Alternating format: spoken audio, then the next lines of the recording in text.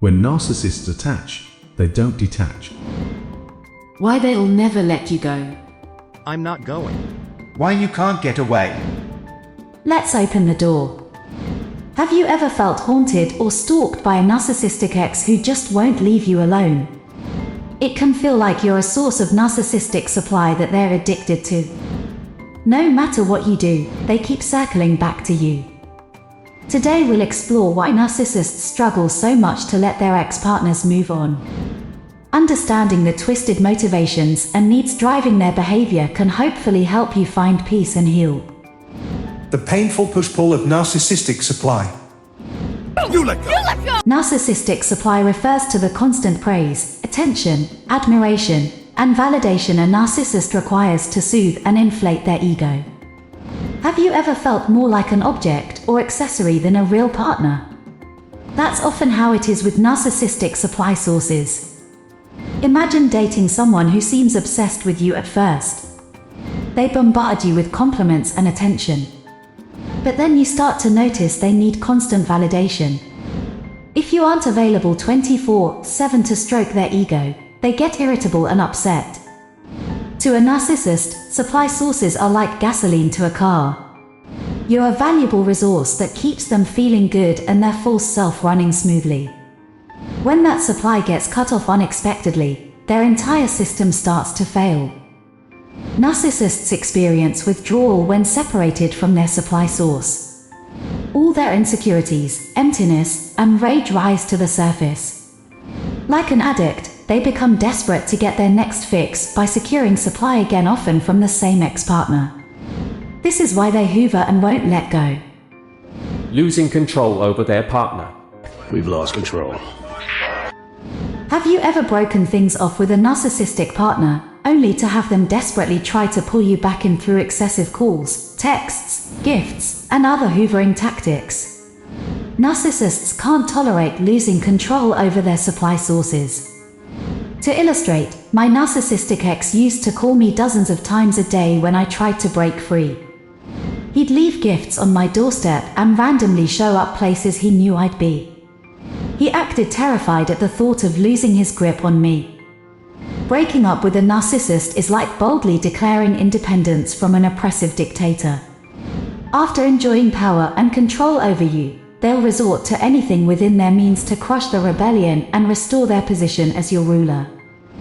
Hoovering and refusing to let go are attempts to regain dominance. Moving on represents a total and permanent loss of control they desperately wish to avoid. A devastating blow to their ego. Of your massive ego! Imagine dating someone with an incredibly grandiose and inflated sense of self-importance. Now imagine the blow to their ego when you ultimately reject them or break things off. Devastating, right? Have you seen a narcissist's fragile sense of self and overblown ego firsthand when they get rejected or dumped? My narcissistic ex always had to be the most desired, most important, most talented person in the room.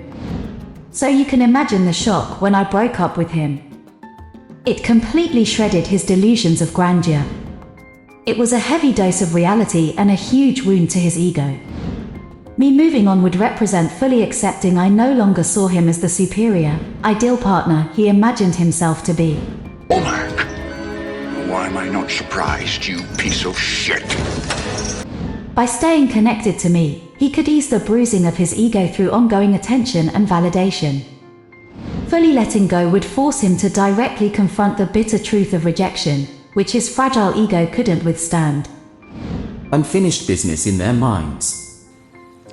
You and I have unfinished business. Think of breaking up with a narcissist like walking out of a transaction or deal before they feel they've gotten what they were entitled to or owed.